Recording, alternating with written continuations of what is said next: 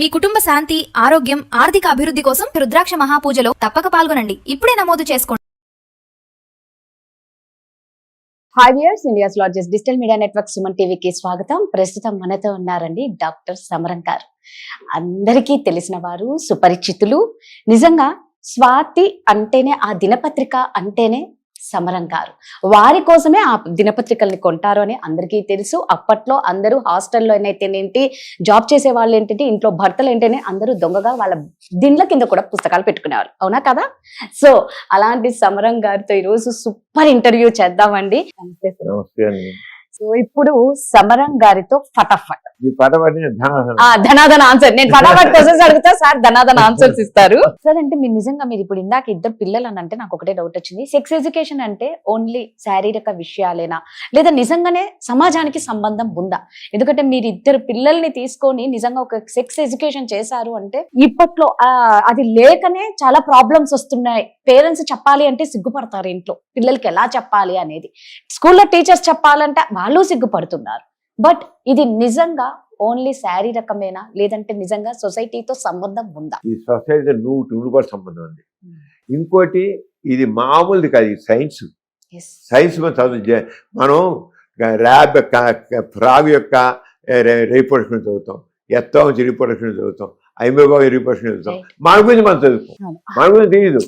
కప్ప రీప్రొడక్షన్ తెలుస్తుంది, ర్యాబిడ్ గురించి తెలిసింది, ర్యాట్ గురించి తెలిసింది, అన్ని తెలుస్తాయి. మన గురించి తెలియదు. దట్ వెరీ పిచ్చి. అంచేత ఇదేంటంటే, మనలో సెక్స్ ఎడ్యుకేషన్, మనలో వచ్చే వయసు రీత్యా వచ్చే మార్పుల గురించి, వాటి గురించి, ఆడపిల్లల వాళ్ళు వచ్చే హార్మోన్ గురించి తెలియాలి, మగవాడు తెలియాలి, వాడు చేంజెస్ గురించి తెలియాలి, లేదా భయపడతారు. ఇప్పుడు చాలా మంది ఈ రోజుకి చాలా మంది ఆడపిల్లలు 13-14 నాకు ఏదో గడ్డ వస్తుందండి అని వీళ్ళు కళ్ళ నీళ్ళు పెట్టేస్తారు. ఇప్పటికీ అరే అది అక్కడ బ్రెస్ట్ టిష్యూ అది అలా పెరుగుతుంది, ఆ మెమరీ గ్లాండ్ అనేది ఆలోచన తల్లులు తీసుకొస్తారు. విచిత్రంగా తల్లులు భయపడి తీసుకొస్తారు. అలా మోపే తల్లి వీడేమో ఏంటండి తల్లి లేచి నిద్రలు లేచించుండండి పిల్లాడికి, చిన్న పిల్లాడికి ఇది అప్పుడు లేచించండి ఏంటండి, ఇదే తప్ప అని అడుగుతుంటారు. అరే మగ పిల్లలకి యూరినరీ బ్లడ్ నిండిపోతే నా నర్వస్ స్టిమ్యులేషన్ వచ్చి వాళ్ళు ఏ డిజైర్ అసలు లేచించుంటుంది. ఐదు మామూలుగా మగవాడు మామూలు పగడు పెళ్లి అయిన వాడు కూడా తెల్లవారుజామున వాడికి పెళ్లి అసలు వయసు ఇచ్చిన కుర్రవాడికి మీకు ఒక హార్మోన్ అర్ధరాత్రి 2 గంటల నుంచి ఉదయం దాకా టెస్టోస్టెరాన్ హార్మోన్ విడుదలవుతుంది. యూరినరీ బ్లడ్ నిండి ఉంటుంది. దాదాపు 3 గంటలు 4 గంటలు ఫినిష్ ఎరక్షన్ ఉంటుంది. ప్రతి మగాడికి ఉంటుంది. ఏదో వయసు వచ్చాక 40 ఏళ్ళు 50 ఏళ్ళు పోయాక ఉంటుంది. నాక్టర్నల్ ఎరెక్షన్ అంటాం. నిద్రలు తెలియపోవచ్చు, కానీ ప్రతి మగ పిల్లవాడికి యుక్త వయసు దగ్గరించి 40 ఏళ్ళు వచ్చేదాకా ప్రతిరోజు 3 to 4 hours 20 minutes ఎరెక్షన్ ఉంటుంది. అందుకని మళ్ళీ మధ్యలో కొంచెం గ్యాప్ డౌన్ అవుతుంది, మళ్ళీ వస్తుంది హార్మోన్. అది ఇవన్నీ తెలియాలండి. This is science. అలాగే వీళ్ళు యుక్త వయసులో లేనిపోయిన ఎమోషన్స్ తో వాళ్ళు ఏదో ప్రేమ అంటారు. ప్రేమ కాదు, అది ఓన్లీ ఇన్ఫాచ్యుయేషన్. ఇవన్నీ చెప్పుకోవాలి మనం. అది దానికి కంట్రోల్ చేయాలి. అలాగే వాళ్ళు గర్భం రావడం గురించి, ఎలా గర్భం వస్తుంది, ఒక్కసారికి ఏం గర్భం వస్తున్నాం సరిగ్గా ఆ టైంలో అండం విడుదల, ఆడపిల్లకి నెల మధ్యలో అండం విడుదల అవుతుంది. సరిగ్గా ఆ రోజు సెక్స్లో పాల్గొన్నాను అనుకోండి, గర్భం వస్తే అది తెలియక అది సోషల్ ప్రాబ్లం కదా, కుటుంబానికి సమస్య, సమాజంలో ఎన్ని రకాలు ఉన్నాయి. అలాగే ఫ్యామిలీ ప్లానింగ్ చేయించుకుని ఏదో నడు నొప్పి వచ్చేస్తుంది, కడుపు నొప్పి వచ్చేస్తుంది, ఏదో అయిపోతామని ఫ్యామిలీ ప్లానింగ్ చేయించుకోరు, చివరికి చేయించుకోరు. ఈ రోజుకి వ్యాసక్టమీ చేయించుకోరు, నరాలు వీక్నెస్ వస్తాయి.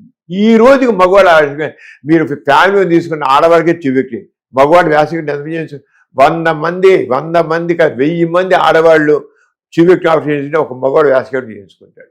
అరే పిల్లలు కానీ వస్తుంది, మళ్ళీ ఇంకోసారి ఆపరేషన్ ఏంటి, 9 మాసాలు మోసి నానా బాధలు పడుతుంది. మగవాడికి ఆఫ్టర్ ఆల్ 5 minutes 10 minutes అయిపోతుంది వ్యాసక్టమీ చేయడం. ఇలా చేస్తే వాసి లైగెండ్స్ విలేజ్ దానికి వాడు నరం కట్ చేస్తారు, నరాలు వీక్నెస్ వస్తుంది అనుకుంటారు. ఇది సైన్స్ కదా, ఇది తప్ప. ఇది అలాగ అర్థమేమి తెలుసుకోవడం తప్ప, వీర్యం పోవడం తప్ప. ఏది తప్పు చెప్పండి, చదువుకున్న వాడు తెలుసు ఆ విషయం, సైన్స్. కానీ వాడు ఎందుకు డాక్టర్లు నోరెత్తలేదు ఎంతకాలం అంటే, మామూలు వాళ్ళు అందరూ ఏదో అంటారు, బూతు మాట్లాడతాం, చెత్త మాట్లాడతాం అంటారని వాళ్ళు భయపడుతున్నారు. భయం లేక నిర్భయంగా ఉండాల్సిందే. ఆ నిర్భయత్వం నేను చేశాను. తిన్నాను.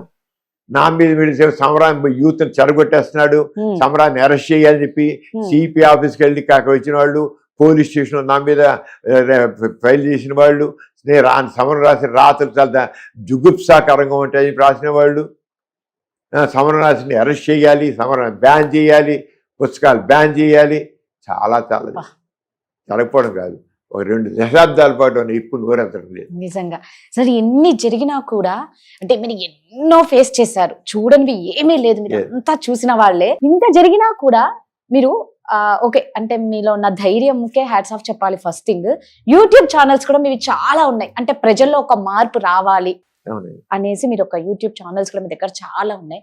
మరి ఎంత మాత్రం ప్రజల్లో నిజంగానే ఏమన్నా మీకు తెలిసినంతవరకు ఏమన్నా మార్పు వచ్చిందా? చాలా మార్పు వచ్చిందండి, చాలా మార్పు వచ్చింది. ఈ రోజున మనం ఇలా మాట్లాడుకుంటున్నాం, రేపు మీరు దాన్ని బ్రాడ్కాస్ట్ చేస్తారు, చక్కగా రిసీవ్ చేసుకున్నాం. దాన్ని పాజిటివ్గా రిసీవ్ చేసుకుంటారు, నెగిటివ్ కాదు. బూత్ మాట్లాడుతాను కాదు, నెగిటివ్గా కాదు, పాజిటివ్ రిసీవ్. దాని మార్పు కదా. మనం ఏదో ఒక ఛానల్లో చేశారు, చెప్పారు, అదే ఇంటర్వ్యూ చేశారు, అంత ఎక్స్పీరియన్స్ తీసుకున్నారు. వాళ్ళు చెప్పారు 6 రోజుల్లో 1,80,00,000 వ్యూస్ వచ్చాయి.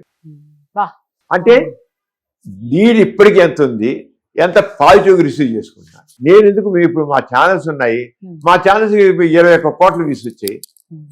మరి ఎందుకని మరి అందరూ చక్కగా రిసీవ్ చేసుకుంటారు. అంచేత సమాజంలో చెప్పరు. ఇప్పుడు నేను ఒక్కనే కాదు, మీరు ఏ టీవీ ఛానల్ తీయండి, ఏ యూట్యూబ్ ఛానల్ తీయండి, అన్నింటిలో సెక్స్ మాట్లాడుతున్న దాంట్లో ఉన్నారు. అంటే మార్పు కదా, ఖచ్చితంగా. మరి ఆ రోజు ఎందుకు మాట్లాడలేదు? నా డాక్టర్లు దానికి సమరం ఎందుకు గోళ మానేరాదనే వాళ్ళు మా డాక్టర్లు. సమరం వాళ్ళకి ఎందుకొని ఏంటి చూసాను, చావు చావని ఇంతే బొక్క చావనిలే, ఎవరితో చేస్తాడు పోని, నీకు ఎందుకు పడతావు మాట. ఏమంటే ఇలాగ పెంచుకోవడం పిల్లి మెళ్ళ గంట కట్టేది ఎవరండి అని అడిగాను. మా డాక్టర్లు అందరూ, అంటే నేను ఐఎంఏలో చాలా యాక్టివ్ పర్సన్. నేను మొదటి నుంచి ఇప్పుడు దాదాపు 50 ఏళ్ళ నుంచి ఐఎంఏ యాక్టివ్గా ఉన్నాను. ఇప్పుడు నేషనల్ ప్రెసిడెంట్ అయ్యాను. నేను ఐఎంఏ నేషనల్ డాక్టర్స్ అంతే. ఐఎంఏకి విజయవాడ బ్రాంచ్కి అయ్యాను, ఏపీ స్టేట్ ప్రెసిడెంట్ అయ్యాను, జాతీయ స్థాయిలో నేను నేషనల్ ప్రెసిడెంట్ అయ్యాను. నేను ఇప్పటికీ చాలా యాక్టివ్గా ఉన్నా. ఏం జరుగుతుంది, నాకు ఒక గౌరవం అనిపించాను, గౌరవం ఒక డాక్టర్ ఇన్స్టిట్యూషన్లో. అందుకు మా డాక్టర్లు నా మీద గౌరవం సమయం. ఎందుకు ఈ గోళ, ఎందుకు ఇది అంతా అన్న వాళ్ళకి ఈ మూర్ఖుల చావనయ్యి వాళ్ళ కోసం నేను నిజంగా బాధపడే వాళ్ళు నేను నోరు ఊరుకోవాలా? ఎవరు అందరికీ అన్ని రకాలుగా నాలెడ్జ్ వెళ్ళాలని నవలలు రాశాను, కథలు రాశాను, వీడియోస్ టీవీలో మాట్లాడాను, రేడియోలో మాట్లాడాను. ఎవరికి ఏ రకంగా రీచ్ అవుతుందో ఆ రంగా. Super sir. సార్, మీ ఆలోచనలకు నిజంగా మాకు మాటలు రావు, కానీ మీ ఆలోచనలో ఒక ఆలోచన, మెడికల్ ఎడ్యుకేషన్ ఇంటి దగ్గరికి అనే ఒక ఆలోచన ప్రజలకు ఎంతవరకు ఉపయోగపడింది అంటారు? తప్పని ఉపయోగపడుతుంది కదండి. ఎందుకంటే వాళ్ళ వ్యక్తిత్వం, వాళ్ళ క్యారెక్టరు అంత చాలా చక్కగా ప్రజలకి వాళ్ళ మంచి వ్యక్తిత్వంతో, పరిమళించి వ్యక్తిత్వంతో వాళ్ళు తయారవుతారు. ఎప్పుడైతే నాలెడ్జ్ ఉంటుంది, నాలెడ్జ్ ఈజ్ పవర్ ఉంటుంది. అంచేత తప్పకుండా మార్పు వస్తుంది. ఏదైనా మంచి చెబితే ఎప్పుడైనా వస్తుంది. అదే నేనే తప్పు రాదని అన్ను. అదేలేండి, ఏదైనా నిజంగా మీరు అన్నట్టు వస్తుంది, దానికి ఒక టైం రావాలి. ఇప్పుడు ఒకనప్పుడు మీలాగా ఇలా వచ్చి కూర్చుని మాట్లాడలేదు. కందుకూరి వీరేశం గారు 2 రోజుల్లో ఆడపిల్ల చదువు లేదు. ఆయన ఆడపిల్ల చదువుకోవాలి, చదివించాలి. ఎందుకు ఆడదాన్ని చదివింది అనుకున్నారు. సతీసాగం వల్ల బతుకుని చనిపోయిన మూడుతో బతుకున్న అమ్మాయిని తగలిటారు. దారుణంగా ఆడదాని గురించి ఆలోచించారా? మరి రాజా రామ్మోహన్ వచ్చి చేపట్టి అది అయింది. కానీ లేకపోతే అప్పటికే ఎన్ని వేల మంది, లక్షల మంది చచ్చిపోయారు అమ్మాయిలు, బతుకుండకు చంపేశారు. వీరేశలింగ ఆయనే మళ్ళీ మొట్టమొదటి బాలిక పాఠశాల బట్టి కందుకూరి వీరేశలింగం గారు.